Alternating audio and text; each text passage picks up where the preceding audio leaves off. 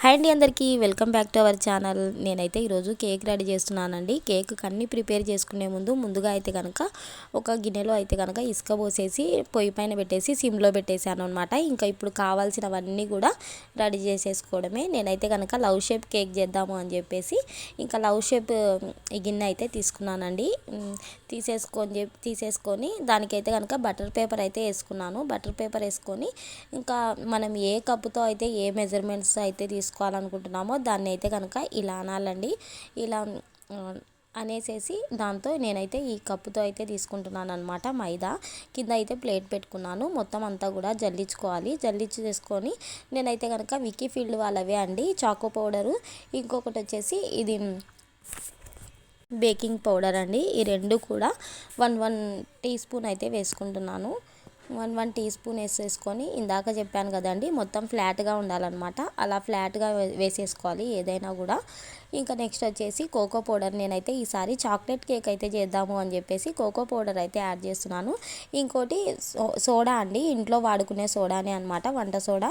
మొత్తం అంతా కూడా జల్లించేసుకొని నీట్గా ఏమైనా నలకలు ఉంటాయి, నలకలు ప్లస్ ఇంకొకటి మనకి ఇలా జల్లించుకుంటేనే కేక్ అనేది బాగా పొంగుతుంది అనమాట, బాగా వస్తుంది. ఇంకా తర్వాత ఒక టూ టేబుల్ స్పూన్స్ అయితే తీసుకుంటున్నానండి. నేనైతే టూ టేబుల్ స్పూన్స్ తీసుకుంటున్నాను కాబట్టి మైదా అయితే 2 టేబుల్ స్పూన్స్ అయితే తీసేస్తున్నాను అనమాట పక్కకి. కోకో పౌడర్ అయితే 2 టేబుల్ స్పూన్ అయితే యాడ్ చేస్తున్నాను. ఇంకా నేనైతే కోకో పౌడర్ అయితే కనుక ఇంకా సీల్ తీయలేదనమాట, ఇప్పుడే సీల్ తీస్తున్నాను.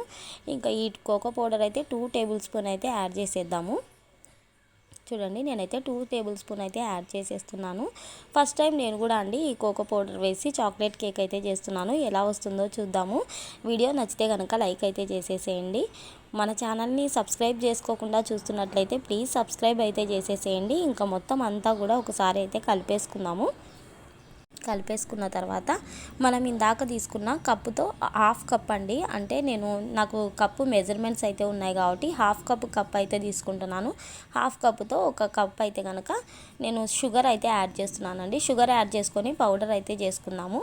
పౌడర్ చేసుకున్న తర్వాత ఇదిగోండి పౌడర్ అయితే చేసుకున్నాను షుగర్ని. ఇందులోనే ఒక టూ ఎగ్స్ అయితే కొట్టేసేద్దాము. 2 ఎగ్స్ అయితే పగలగొట్టి ఇందులోనే వేసేస్తున్నానండి. ఇంకా మళ్ళీ నేను పక్కన కొట్టుకోవడం అవన్నీ ఎందుకులే అని చెప్పేసి ఎగ్స్ కూడా ఫ్రెష్గా తెచ్చుకున్నాను అనమాట. సో అందుకోసం అని చెప్పేసి ఇందులోనే కొట్టేస్తున్నాను. కొంచెం నిల్వ ఉన్న ఎగ్స్ అయితే కనుక పక్కన వేసుకోండి. ఎందుకంటే కనుక ఖరాబ్ అయితే కనుక మళ్ళీ మనకు షుగర్ కూడా ఖరాబ్ అయిపోతుంది కదా. సో అందుకోసం అని చెప్పేసి పక్కన అయితే కొట్టేసుకొని వేసుకోండి. నేనైతే కనుక ఇందులోనే వేసుకుంటున్నాను. ఏ పెంకులు ఏం పడకుండా అయితే కనుక కొట్టేసేయండి. ఇంకా తర్వాత కొంచెం ఆపుతూ అయితే కనుక మనమైతే గ్రైండ్ చేసుకోవాలండి. ఆపుతూ గ్రైండ్ చేసుకుంటే కనుక మనకైతే క్రీమీ టెక్స్చర్ అనేది వస్తుందన్నమాట. ఇక్కడ నేను వెనిలా ఎసెన్స్ అయితే యాడ్ చేస్తున్నానండి.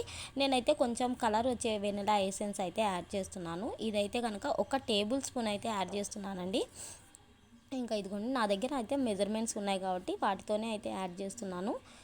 1 టేబుల్ స్పూన్ దాకా వెనిలా ఎసెన్స్ అయితే యాడ్ చేసేద్దాము. యాడ్ చేసేసుకొని మళ్ళీ ఆపుతూ అయితే కనుక గ్రైండ్ అయితే చేసుకోవాలండి. అలా గ్రైండ్ చేసుకున్నప్పుడు అయితే కనుక మనకి క్రీమీ టెక్స్చర్ అనేది బాగా వస్తుందన్నమాట.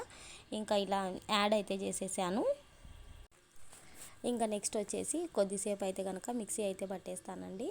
ఇందులోనే మనము ఒకవేళ వెన్నెలా ఎసెన్స్ అనేది లేకపోతే కనుక ఇలాచీ అయితే వేసుకోవచ్చండి. మళ్ళీ అదే హాఫ్ కప్పుతో అయితే కనుక నేనైతే ఆయిల్ అయితే వేస్తున్నానండి. ఇంకా ఆయిల్ వేసేసి మళ్ళీ ఇంకొకసారి అయితే మిక్సీ అయితే పట్టేద్దాము.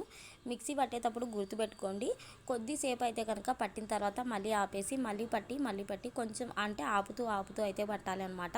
ఇంకా క్రీమీ టెక్స్చర్ వచ్చేదాకా పట్టాలండి. చూడండి ఎలా వస్తుంది క్రీమీ టెక్స్చర్ వచ్చేదాకా పట్టాలన్నమాట. మీరు కూడా ట్రై చేయండి ఫ్రెండ్స్. నాకైతే లాస్ట్గా అయితే చాలా బాగా వచ్చింది కేక్ అనేది, చాలా సూపర్గా వచ్చిందనమాట. చూడండి, మనం మిక్సీ పట్టుకునేది ఒక క్రీమీ స్ట్రెచర్లోకి అయితే వచ్చేసింది. ఇంకా దీన్ని అనేది ఒక 3 టైమ్స్ అయితే వేసుకొని నీట్గా అయితే కనుక మనం జల్లిచ్చి పెట్టుకున్నాం కదా, ఇందులో వేసేసుకొని కలుపుకుందాం అనమాట. మీతో విస్కర్ ఉంటే కనుక విస్కర్తో కలిపేసుకోండి, లేదా ఏదైనా ఒక స్పూన్ లాంటిది అలాంటిది ఏదైనా తీసుకొని మొత్తం అంతా కూడా నీట్గా కలిపేసేసేయండి. కట్ అండ్ ఫోల్డ్ మెథడ్లో అయితే కట్ చేస్తున్నట్లు అయితే కలిపేసేయండి, లేదా రౌండ్గా విస్కర్ ఉంటే కనుక ఇలా రౌండ్గా అయినా ఇలా కలిపేసుకున్నారంటే కనుక మొత్తం అంతా కూడా నీట్గా కలిసిపోతుంది అనమాట. నేను 3 టైమ్స్ అయితే మనం మిక్సీ పట్టుకునేది 3 టైమ్స్ అయితే వేసి కలుపుకుంటున్నాను. ఇంకా మొత్తం అంతా కూడా బబుల్స్ అలా ఏమి లేకుండా నీట్గా అంతా కూడా బాగా కలిపేసుకున్న తర్వాత ఒక హాఫ్ కప్పు దాకా అయితే కనుక పాలు అయితే తీసుకోవాలండి. కాంచి చల్లార్చిన పాలండి. ఆ కాంచి చల్లార్చిన పాలని ఏంటంటే కనుక కొంచెం మన రూమ్ టెంపరేచర్కి వచ్చిన తర్వాత వీటిని అనేది కొంచెం మిక్స్ చేసుకోవాలన్నమాట. అంటే మరీ గట్టిగా కాకుండా ఇందులోనే మనమైతే కనుక ఒక హాఫ్ కప్పు దాకా అయితే కనుక పాలైతే తీసుకోవాలండి. పాలన్నీ కూడా మొత్తం ఒకటేసారి వేసుకోవద్దనమాట.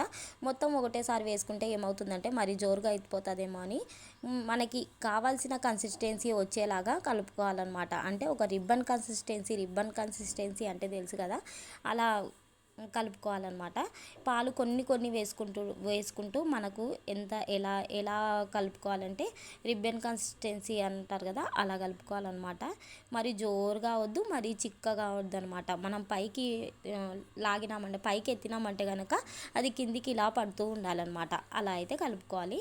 ఇంకా నేనైతే కొన్ని పాలు అయితే మిగిలాయండి నాకు హాఫ్ కప్పులో.